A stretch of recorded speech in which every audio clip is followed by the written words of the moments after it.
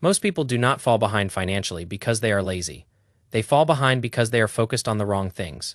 And in 2026, a few specific decisions are going to matter way more than everything else combined. So in this video, I am going to walk you through 5 things that will actually move the needle.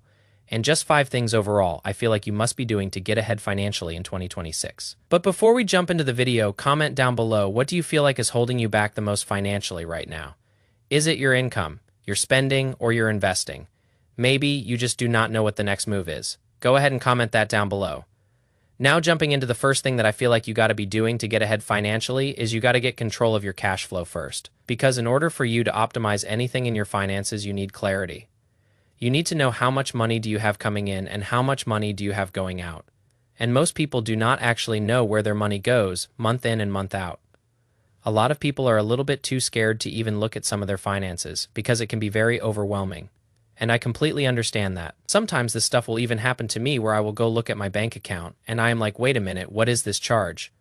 And I am sitting there trying to recall when I bought this thing from this place, and so nobody is perfect. But at the end of the day, you cannot make confident decisions with your money if you do not really understand your money. And if everything just feels super random for you, and I am not saying you got to track every single expense down to the T, we do not have to do some extreme form of budgeting. It is just mainly about getting awareness and getting clarity on what your finances look like month in and month out. And so I feel like a realistic approach for this is to try to track your spending for 30 to 60 days. And I will even make a video probably sometime in the next week or two talking about budgeting in 2026. But I would say start out by trying to track your spending for at least 1 to 2 months. Start identifying where your fixed expenses are, where your flexible expenses are, and then where you have different leaks in your finances.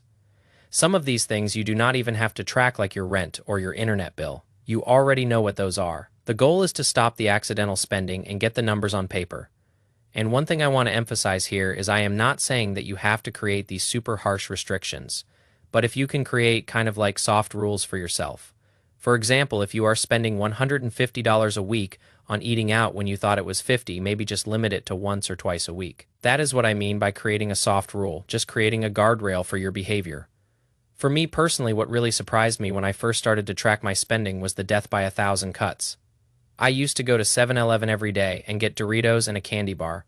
I do not do that anymore, but back then I realized I was spending a lot of money on things that did not matter. Even though those Doritos were great, I had to reel it in. So that is the first thing, get control of your cash flow. Now the second thing I would say is try to build a financial buffer before taking any big risks.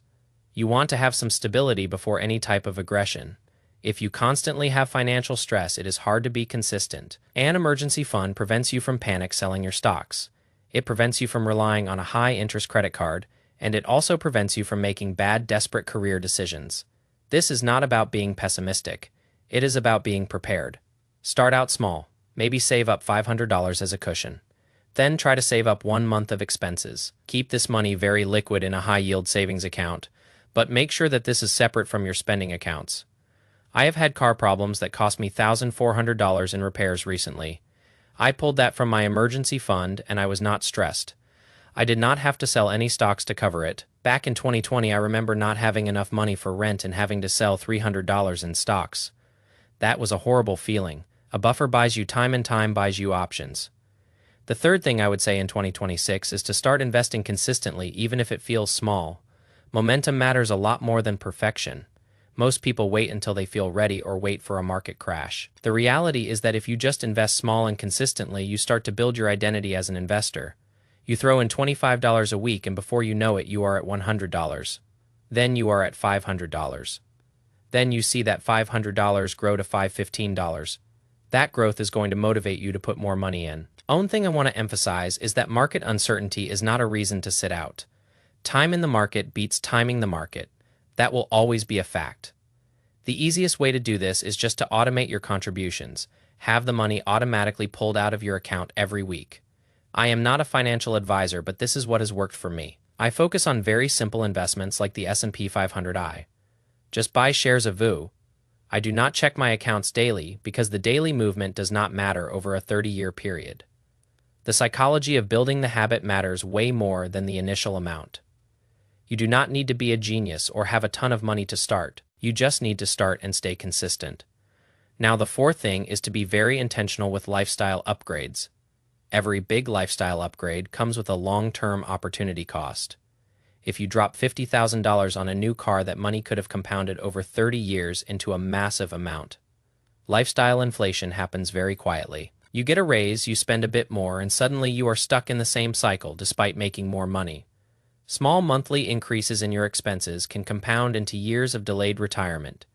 Every dollar you invest today is saving you time on the back end. Spending should always match your values, not societal pressure. If people roast you for driving a used car, let them. They have an $800 monthly payment and you do not. You are saving 10 grand a year while they are losing it. To delay upgrades by at least a month and ask yourself if it actually improves your life or if you are just seeking approval. I used my grandma's old car for the longest time and I did not care what people thought. It was paid off and it worked. I did spend money on a new laptop in 2023 because it helped me make videos faster. That was a tool, not a trophy. Be intentional, especially with big purchases. The fifth and final thing is to try to simplify your financial system so that you stick with it. A simple system is always better than a complex plan that you abandon. Complexity leads to burnout and decision fatigue. You do not need brokerage accounts with 5 different companies. Keep everything in 1 or 2 places. I had a coworker who had 8 different accounts and his taxes were a nightmare. It made his life harder than it needed to be. Your system should reduce thinking, not require more of it. Set up automatic transfers and have clear rules for your spending. I once bought 40 different stocks in my Roth IRA, and it was too much to manage. Last year, I sold most of my individual stocks and went all in on a few ETFs. My life got much easier, and my results got better. If your system is too heavy, you will not maintain it. Those are the 5 things you need to be doing to get ahead in 2026. It is remarkably simple once you get the noise out of your head. The market is not a casino. It is a collection of businesses that work while you sleep. If you cannot sleep because you are worried about your portfolio, you own the wrong assets. Stop listening to the gurus who claim they have a secret formula. The only secret is that there is no secret. It is just math and time and a whole lot of doing nothing. Most of you are addicted to the struggle because it makes you feel like you are earning your success. But wealth is not about suffering, it is about positioning. If you position yourself correctly early on, the rest of your life becomes a breeze. Imagine waking up and knowing your bills are covered by assets that do not require your presence. That is the ultimate goal, and you cannot get there if you are constantly chasing shiny objects. I see people all the time trying to flip NFTs or trade options with their rent money. That is not investing. That is desperation. Desperation is a scent the market picks up on, and it will hunt you for it. You need to be cold and clinical with your capital. Think of your dollars as soldiers, and your job is to send them out to bring back prisoners. If you lose your soldiers on a suicide mission, you cannot build an empire. It is about survival first, and then compounding. Most people want to skip the survival part and go straight to the luxury. But you cannot build a skyscraper on a swamp. You need a foundation of boring cash and boring index funds. And once that foundation is solid, then you can start looking at more aggressive plays. But even then, keep it simple and keep it logical. I am sitting here with $150,000 and people ask me why I do not have a fancy office. Because an office is a liability, and this balcony is Freelo. Overhead is the ultimate life hack for anyone wanting to get ahead. The less you need, the more powerful you become. If you can be happy with a simple life, you are already richer than most millionaires. Because many millionaires are just high-income slaves to their own lifestyle. They cannot stop working because the moment they do, the house of cards collapses. I do not want that, and I do not think you want that either. You want the freedom to say no to things you do not want to do. And that freedom is bought with the money you did not spend on crap you did not need. It is a simple trade of current consumption for future autonomy. And in 2026, the cost of living is only going to keep rising. So you need to be ahead of the curve. You need to be an owner of the infrastructure and the technology that drives the world. That is why I stick to the S&P 500, because it is a self-healing list of the best companies. If a company fails, it gets kicked out, and a winner takes its place. It is a machine designed to move upwards over time. Why would I try to beat that when I can just ride the wave? It is the ultimate lazy way to win, and I love it. People call it average, but average returns over 30 years make you wealthy. The people trying to get 100% returns in a week usually end up with 0. I would rather be boring and rich than exciting and broke. So take a look at your bank statements tonight and be honest with yourself. Are you actually building something, or are you just spinning your tires? Do you have a system or just a collection of random ideas? If you do not have a plan, then you are part of someone else's plan. And usually their plan involves taking your money, so take control today and keep it simple. The road to a million is not a sprint, it is a long walk in the right direction. And I am here to walk it with you, even if I am doing it from my chair. Make sure you are actually tracking your net worth monthly. Assets minus liabilities equals your freedom score. If that number is not going up, then something needs to change. Either earn more or spend less or invest better. Usually it is a combination of all three. But do not overthink it. Just do the work and then let time do the rest. The beauty of compounding is that it starts slow and then it explodes. You just have to survive the slow part, and most people quit in the first 2 years because they do not see the results yet. But the results are happening under the surface. Like a tree growing its roots before the trunk shoots up, be the tree and stay grounded. I hope you guys got some value from this breakdown. It is not meant to be flashy, it is meant to be effective. If you want the flash, go watch a different channel. But if you want the truth and you want to be free, then stay tuned. I will keep sharing my journey and my numbers as I move towards my goals. And I want you to do the same. Keep your head down and your conviction high. The noise of the world is just background music to your success. Do not let it distract you from the vision. Wealth is waiting for the people who are patient enough to deserve it.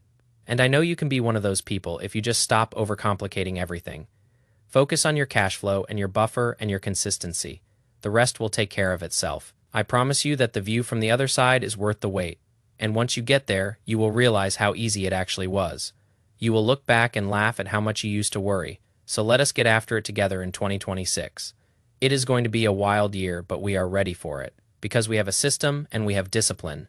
And that is the only edge you really need. I am going to finish my coffee now and enjoy the rest of the day. I suggest you do something that makes you happy too. Money is just a tool to buy back your time, so do not spend all your time worrying about money. Set it up once and then go live your life. That is the whole point of this entire journey. I will see you guys in the next video. Peace.